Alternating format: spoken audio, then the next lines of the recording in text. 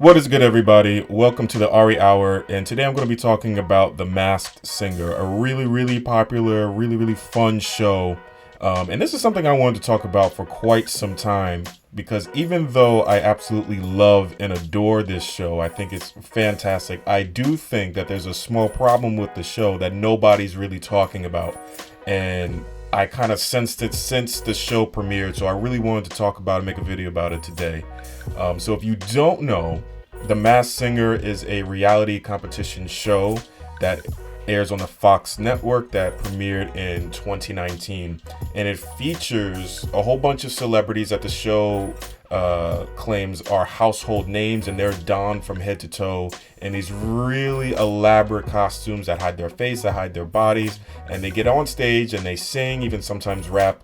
And it's up to the panelists of the show, the celebrity panelists, the in-studio audience, and from season 4 onwards, super fans that watch the show at home to try to identify each singer based on their voice, their ability, their mannerisms, and the clues that are given throughout the show. Nick Cannon serves as MC, with Robin Thicke, Jenny McCarthy Wahlberg, Ken Jeong, and Nicole Scherzinger serving as panelists, with guest panelists Joe McHale and some other panelists that will step in at different times, other comedians, and other performers. Now, like I said before, The Masked Singer is a show that I truly enjoy, but I have to admit, when I was first discussing this concept with my mother, it kind of confused me. Because I'm like, wait, so like is a home audience going to be guessing who the singers are? And she's like, no. And I was like, oh, so like the celebrity panelists are going to be guessing. Yeah. I'm like, but I thought you said like this is a competition. She's like, yes. So how are they determining who's going to win if they're just guessing who's singing? I don't know. Are they playing for charity? Doesn't look like it. Then what are they competing for? Just to win? Ari, I don't know. We just have to watch the show. Okay. I'm stumped, but still intrigued, so let's watch. So, a traditional opening for the show, you have Nick Cannon. He comes out, decked out as always, looking good. I want some of those suits, man. He comes out, he introduces the audience to the panelists, and at the start of the season, he kind of gives a rundown of the celebrities that you're going to see. And it's normally a healthy mix of actors, TV presenters, athletes, and yes, singers, among other professions like politicians, gamers, things like that. Now, each performance is preceded by what they call a clue package, which is this edited sequence that has these cryptic hints embedded throughout that give the clues to the identity of each singer.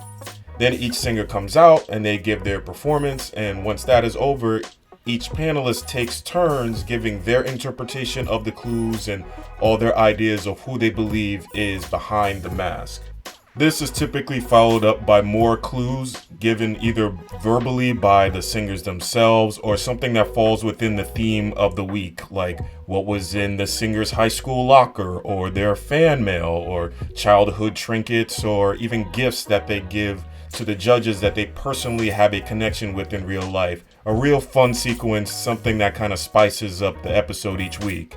This process is repeated for each singer that is set to sing for the night. And then... And now it's time for our first elimination of the season. Oh no! Audience, panel, choose your favorite performer of the night. The singer with the least amount of votes will be unmasked and sent home. Ladies, gentlemen, and everyone in between, this is where I have a problem. Now, for anyone who knows me, I am really into mystery. Like books, films, TV, board games, video games, game shows, all of it. If it has a mystery aspect, I'm all for it. And this show definitely had a hook that drew me in. Even though it's more lighthearted, it's funky, it's entertaining as hell, it's true, harmless fun. But for a show that originally boasts itself as America's favorite Who Sung It and Can You Figure Out Who This Is based on their voice alone, the elimination process is where I take issue, because now, truly, all that it ended up boiling down to being is a regular singing competition. And that is not fair. The charm of the show for me was guessing who each character could be. You know, the possibility of having a celebrity you didn't know could sing, or someone who doesn't sing well but has an interesting tone to their voice, the possibility of having that person shock us when they are revealed is what I personally was looking forward to. So having bona fide singers mixed in the group really wasn't much of a threat, because I thought the premise of the show was to figure out who was beneath the mask. But once you hit the audience with vote for your favorite, all of a sudden, all the non-singers and amateur singers have no chance of winning. Now, you might think that that's an unfair statement, but take this into consideration. Of the 5 seasons that have been produced up until the date of this recording, of the 15 celebrity singers who have made it to their respective final 3 in their season, only 2 of them were non-singers, with 5 non-singers in total able to crack the top 5 of their respective season. And all 5 winners so far are nationally recognized as serious vocalists, all of which who have cut albums. Because of this vote for your favorite caveat, and sorry to say, the way that we Americans think, if each contestant isn't belting out big notes, singing popular songs, busting big dance moves, or having high showmanship, sorry to say, the stats show you ain't making it to the end. I mean, it's unfair to expect like a TV chef to be able to do that, even if they're sitting on a good voice in their own right. And I think without even meaning to, that simple rule is now putting non-singers or holding non-singers to the expectations of professionals if they want a shot at the Golden Mask trophy at the end of the season.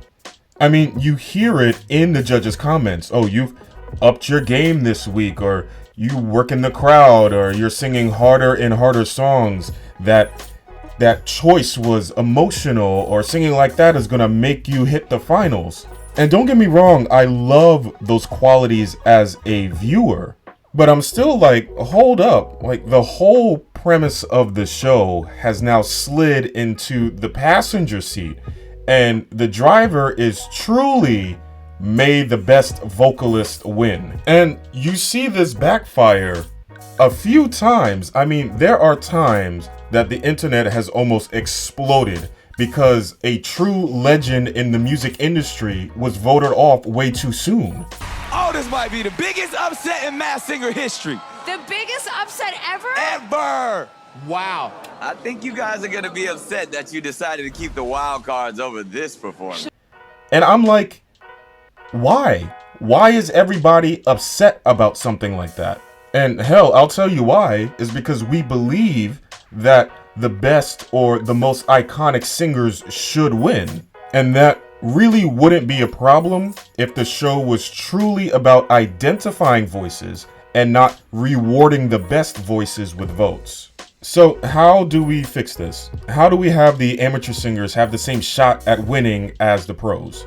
How do we not get disappointed when a legend gets an early boot? Or basically, how do we maintain the actual original premise of the show without it being a fluffed up yet typical singing competition?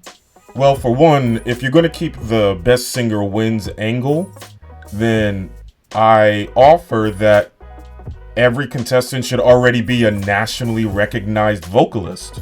Just like American Idol or The Voice, every contestant walking through that cave to the stage should already be regarded as a singer. However, the charm and the mystery of the show truly comes from the celebrities we didn't know could sing. So having all the contestants already be singers, I mean, that can still be fun, but I really think the true secret sauce of this show is having amateurs come on who we didn't even know could sing. So maybe not that resolution. The second option is that you can get rid of the winner aspect altogether. Just have 3 or 4 celebrities on per episode each week with a screen of some sort that kind of shows all the names or all the possible singers that each contestant could be, and the right answer is up there somewhere. Every singer gets unmasked every episode, and it's a good time all around. Could keep the rotation of celebrities going, since they only have to really commit to 1 week. But that alone could raise the budget through the stratosphere on costumes if they keep making them as elaborate as they have been. So, and other issues as well. So maybe not that either. But I have an idea, and I think it can keep all the elements that we know and love, and it doesn't alter the show too much on how it plays out. Now, this in no way is a fully fleshed out idea, but I truly think it speaks to the spirit of what the show was initially intended to be. I say, let's get rid of the vote for your favorite and substitute it with submitting actual guesses. And the singer that has the highest percentage of correct guesses gets unmasked. Now, the panel and the in-studio audience looks like they're provided with some sort of app in order to place their votes. You can have this thing where after each performer has gone, their name comes up and you can type in who you think each singer was. Have like 3 to 5 guesses. All guesses are tabulated, and Nick announces the singer that was the most identifiable, and they will get booted off, which effectively means that the winner will end up being the most unidentifiable, the one who is the most unguessable, the one that stumped the panel and us, the audience, the hardest. Now, you can open this up to all of America. Just create an app, post all the clue packages and performances there after each show has aired, and then give America 24 hours to cast their 3 to 5 votes for each singer, and then the next episode reveal who got the highest percentage and then who needs to unmask. From what I understand, fans are already searching up and looking up the clues that are provided in the show, so give them a piece of the action. Now, I know this alone can present, a couple of problems. If one singer ends up getting a majority of guesses while another singer is hardly getting any guesses, then the former will have a higher percentage of getting cut. But I make the argument that most people are going to make guesses on the singer they think they know, so that alone could even that out.